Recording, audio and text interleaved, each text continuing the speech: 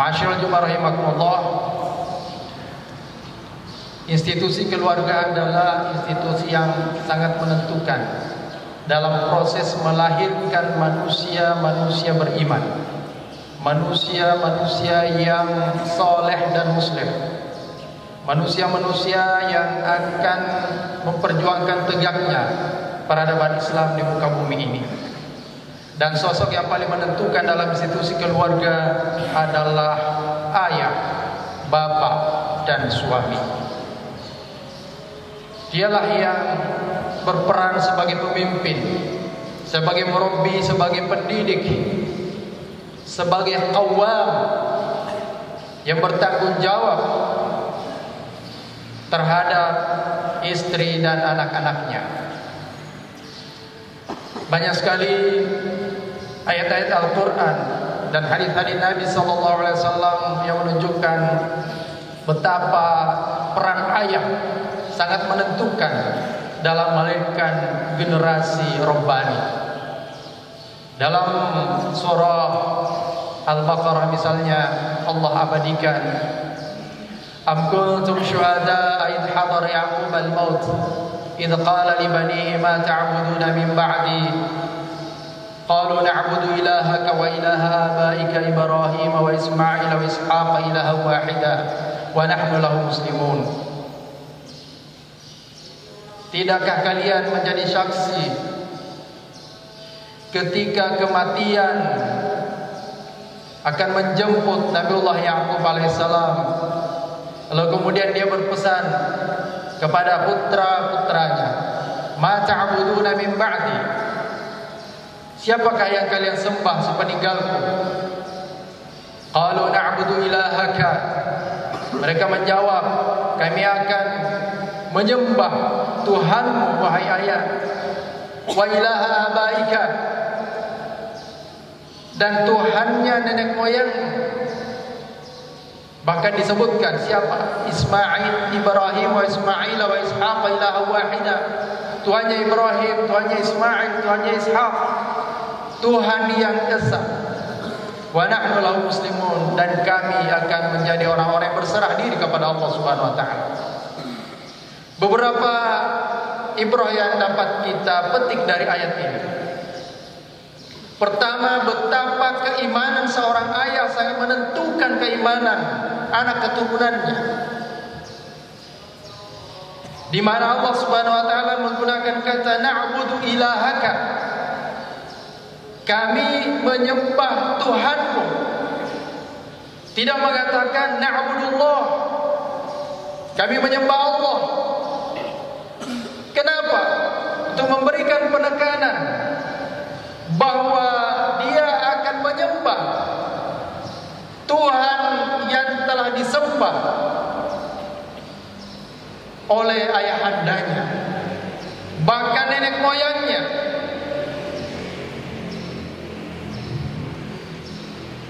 Itulah sebabnya jamaah rahimakumullah, Nabi SAW menegaskan, kullu mauludin yuladu 'alal fitrah, bahwa setiap anak yang lahir itu dalam keadaan suci, dalam keadaan Islam. Fa abawahu yuhawidanihi aw yunassiranihi aw yumajjisani, orang tuanya lah yang kemudian bisa merubah fitrah itu. Apakah tetap menjaga fitrah ketauhidannya, atau justru dia akan menjadikan putra-putrinya menjadi Yahudi, Nasrani, dan Majusi. Ma'asyiral jemaah rahimakumullah. Yang kedua, bahwa perhatian pertama utama yang menjadi prioritas yang dirisaukan oleh orang tua kepada anaknya adalah masalah keimanan, masalah tauhid. Sebelum memikirkan hal-hal yang lain. Ma ta'buduna min ba'di, siapa yang kalian sembah sepeninggalku? Kenapa jamaah rahimakumullah?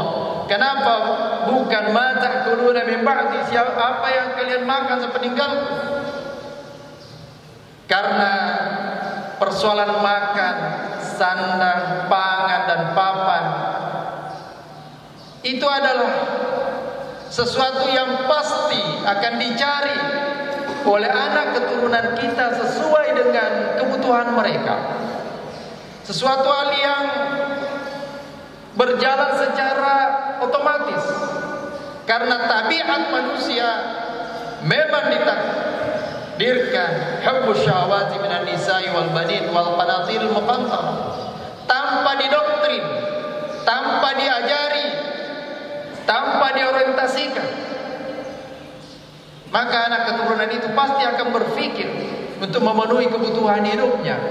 Akan tetapi persoalan keimanan, persoalan akidah, itu bukan sesuatu yang otomatis mereka butuhkan. Maka pesan Nabiullah Yaqub alaihissalam, ma ta'buduna min ba'di. Tidak perlu risau dalam hal yang sifatnya materi. Bahkan anak cucu kita boleh jadi lebih hebat, lebih mumpuni, memiliki ilmu dan skill daripada kita. Maka jangan khawatir akan masa depan mereka. Yang perlu dikhawatirkan adalah ma ta'buduna min ba'di. Ma'asyiral jumu'ah rahimakumullah, untuk melahirkan generasi-generasi yang robbani, yang beriman, yang saleh dan musleh, maka beberapa hal yang menjadi tanggung jawab orang tua, dimulai dari doa yang senantiasa dipanjatkan kepada Allah Subhanahu wa taala, memohon agar anak-anaknya kelak menjadi orang-orang baik. Nabiullah Ibrahim alaihissalam diajari oleh Allah Subhanahu wa taala sekian banyak doa, dan di sana ada penekanan doa untuk anak keturunannya. Rabbi ja'alni muqimas shalah wa min dzurriyyati rabbana wa taqabbal du'a. Setelah dia berdoa untuk dirinya, jadikanlah aku orang yang taat mendirikan salat, dia tidak lupa mendoakan keturunannya, wa min dzurriyyati, dan juga keturunanku. Dalam ayat yang lain, Rabbana waj'alna muslimaini laka, jadikanlah kami dua orang yang senantiasa tunduk patuh kepadamu ya Allah. Wa min dzurriyyatina ummatan muslimatan lak, dan juga begitu pula keturunanku, hendaknya mereka menjadi orang-orang yang muslimatan lak, menyerahkan diri kepadamu. Jamaah rahimakumullah, bagaimanapun hebatnya orang tua, hatta dia seorang yang alim, yang soleh, yang abid, dia tidak punya kemampuan untuk memberikan petunjuk kepada anak keturunannya. Demikianlah kita lihat dalam sejarah, hatta anak keturunan nabi-nabi Allah Subhanahu wa taala juga tidak ada jaminan bahwa mereka kemudian akan mengikuti keimanan, ajaran orang tuanya. Maka hanya Allah Subhanahu wa taala yang punya otoritas untuk memberikan petunjuk itu. Banyak orang tua yang tidak punya banyak ilmu, juga tidak punya banyak harta untuk mengantarkan anak-anaknya menjadi orang yang sukses, tetapi berkat doanya ayah ibu yang penuh dengan keterbatasan, kekurangan ilmu, kekurangan materi, tetapi dia punya banyak doa, banyak yang kemudian berhasil mengantarkan anak-anaknya menjadi orang yang baik, orang yang sukses, dalam artian dia menjadi orang yang bermanfaat untuk agama dan umat. Yang kedua, jamaah rahimakumullah, orang tua khususnya ayah adalah teladan yang baik, adalah orang-orang yang sangat menentukan perilaku, adab, akhlak, kepribadian putra-putrinya. Dia adalah orang yang paling dekat dengan anak-anaknya. Dia adalah guru dan murabi yang pertama sebelum dia berguru kepada orang lain.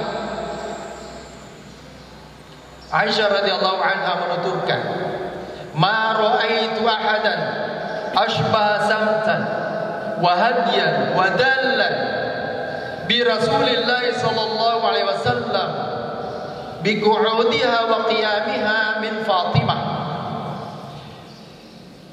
Aku tidak pernah melihat orang yang lebih menyerupai Nabi sallallahu alaihi wasallam daripada Fatimah radhiyallahu anha, putri tercinta beliau, dalam hal kesopanan, ketenangan, dalam hal memberikan petunjuk, termasuk cara duduk, cara berdirinya.